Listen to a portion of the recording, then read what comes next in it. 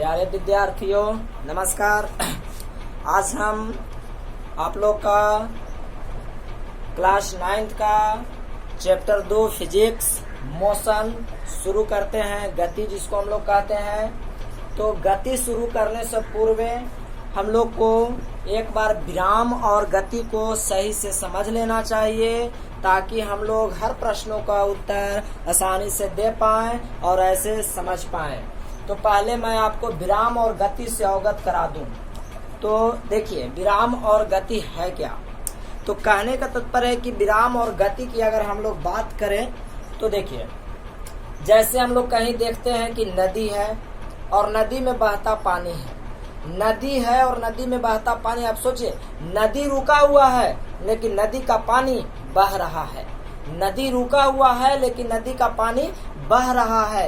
Road है और road पर चलता गाड़ी है। रोड रुका हुआ है, सड़क रुका हुआ है परंतु उस पर गाड़ी दौड़ता जा रहा है। अभी गौर से सोचिए। और उसी तरह से कहें कि कोई मनुष्य बैठा हुआ है, कोई मनुष्य चल रहा है, दौड़ रहा है। तो आप इन बातों को एक बार तवज्जो दीजिए कि क्या होता है। कहीं सड़क है और कोई सड़क पर चलता गाड़ी है। तो गाड़ी है जो चल रहा है, समय बदल रहा है तो गाड़ी अपना स्थान भी बदल ले रहा है परंतु रोड अपना स्थान बदल नहीं रहा है। तो जो वस्तु रुके हुए हैं, जो अपना स्थान नहीं बदल रहे हैं वे विराम में हैं। और जो वस्तु समय बदल रहा है तो अपना स्थान और स्थिति भी बदल ले रहे हैं, मतलब स्थान बदल दे रहे हैं, वह गति कहलाता है। तो आशा है कि आपको गति और विराम जरूर समझ में आ रहा होगा। जैसे पहाड़ तो आप कहिएगा कि विराम में है, कहें कि नदी यह भी विराम में है। अब हम कहते हैं कि पहाड़ पर से गिरता पत्थर तो पत्थर विराम में नहीं है,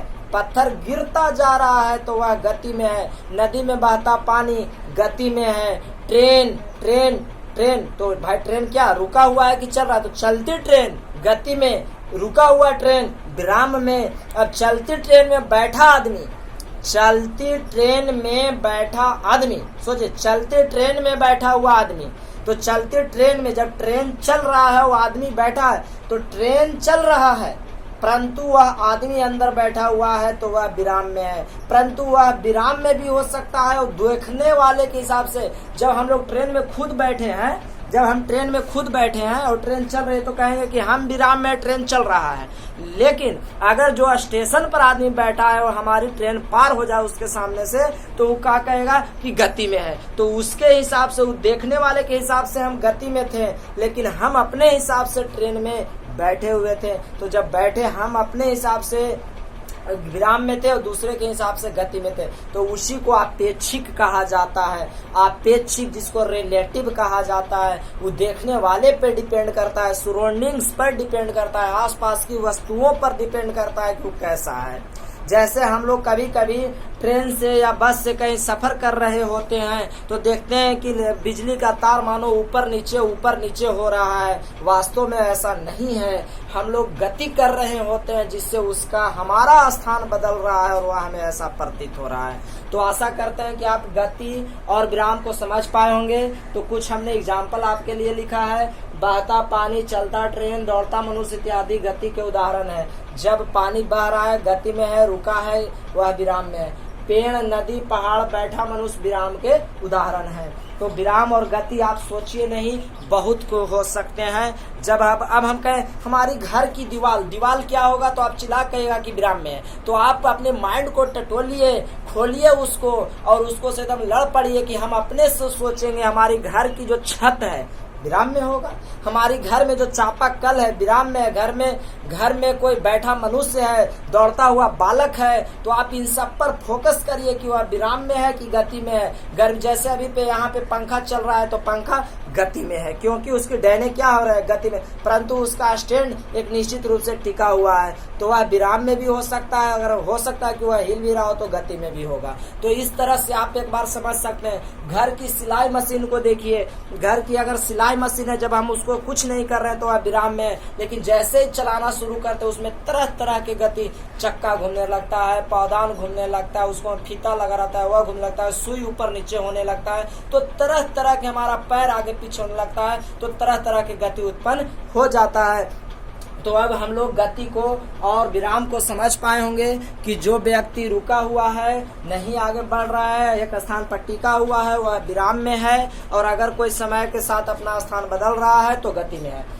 तो चलिए गति का परिभाषा, जब कोई वस्तु समय के साथ दूसरे वस्तु के सापेक्ष, देखिए जब कोई वस्तु समय के साथ दूसरे वस्तु के सापेक्ष, मतलब देखने वाले के सापेक्ष अपना स्थान बदलता है तो वह गति कहलाता है। जैसे दूसरा कोई हमको देखेगा तब तो वो समझेगा कि गति में है, हम अपने आप से तो लगेंगे कि हाँ हम गति कर रहे हैं, लेकिन वह सराउंडिंग्स देखने वाले पर डिपेंड करेगा। तो गति किसे कहते हैं? जब कोई वस्तु समय के साथ, कोई वस्तु दूसरे वस्तु के सापेक्ष, मतलब मान लीजिए कि दो व्यक्ति एक साथ हैं, एक वस्तु रुका रह जाए, वो दौड़ने लगे, तो जो दौड़ने लगेगा तो उसका गति पहला के सापेक्ष हुआ कि वह वहां पर टिका है। अगर एक मंदिर के किनारे से हम लोग दौड़ रहे हैं तो मंदिर टिका रह गया, हम लोग दौड़ते चल गए तो मंदिर के सापेक्ष हमारी गति हुआ। ठीक है, तो जब कोई वस्तु समय के साथ दूसरे वस्तु के सापेक्ष अपना स्थिति बदल लेता है तो वह गति कहलाता है। और विराम, जब कोई वस्तु समय के साथ दूसरे वस्तु के सापेक्ष अपना स्थान नहीं बदलता है तो वह विराम में कहलाता है।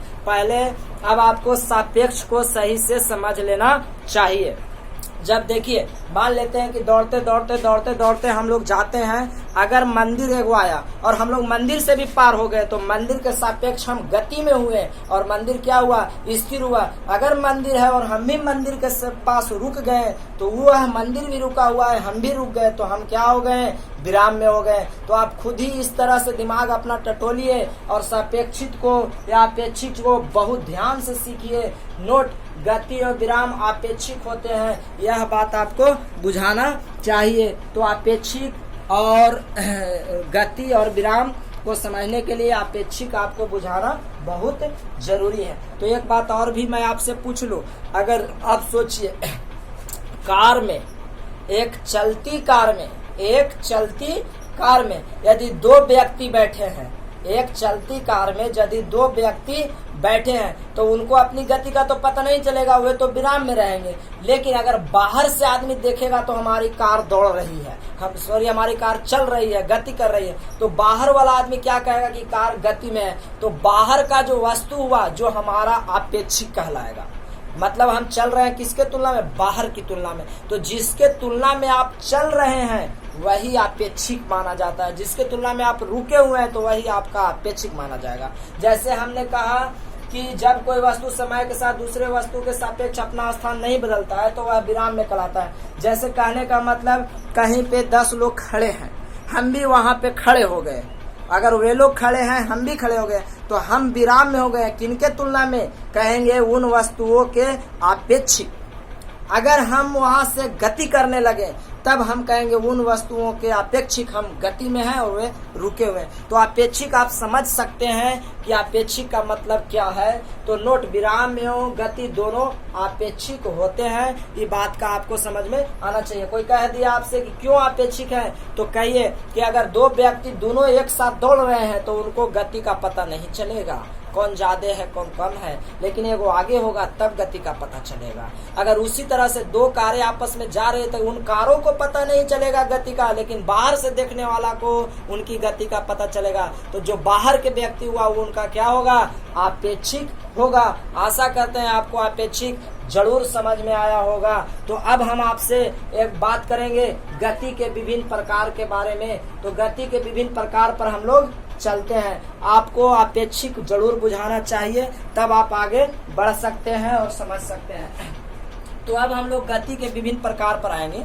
तो अब आप सोचिए कि गति के क्या क्या प्रकार हो सकते हैं। जैसे मैं आता हूँ घर के सिलाई मशीन पर, तो घर का अगर सिलाई मशीन अगर चलाते हैं तो आप शुरू से देखना कि पहले गोलाकार उसका गोल गोल घूमने लगता है, सुई ऊपर नीचे चलने लगता है, कपड़ा आगे पीछे होने लगता है, और जो पावदान है वो भी ऊपर नीचे होने लगता है, हमारा पैर आगे पीछे होने लगता है, जो रस्सी है वह भी ऐसे ऐसे घूमने लगता है। तो यह विभिन्न प्रकार के गति हैं जिनको हमें अब समझने की आवश्यकता है कि कौन किस प्रकार का गति है, उनका नाम क्या है। तो आपको एक बात समझना है कि अब हम आप लोग को विभिन्न प्रकार के गति के प्रकार पर ले जाएंगे।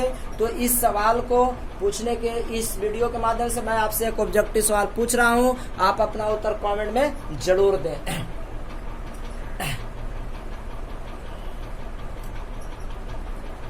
गति एवं विराम एक दूसरे के खाली स्थान है। पहला समान, दूसरा असमान, तीसरा सापेक्ष, चौथा सापेक्ष या अपेक्षिक भी कह सकते हैं,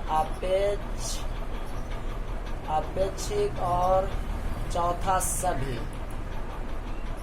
इस असमान को हम समतुल्य बना ले रहे हैं, मतलब तुल्य के समान। ठीक है, तो गति और विराम एक दूसरे के हैं, समान, समतुल, अपेक्षिक, सभी। तो आगे हम लोग चलते हैं और अगला प्रश्न गति के प्रकार को हम लोग समझते हैं। तो गति के प्रकार को समझने के लिए आगे वीडियो अवश्य देखिए और इसका उत्तर आप कमेंट बॉक्स में जरूर दें।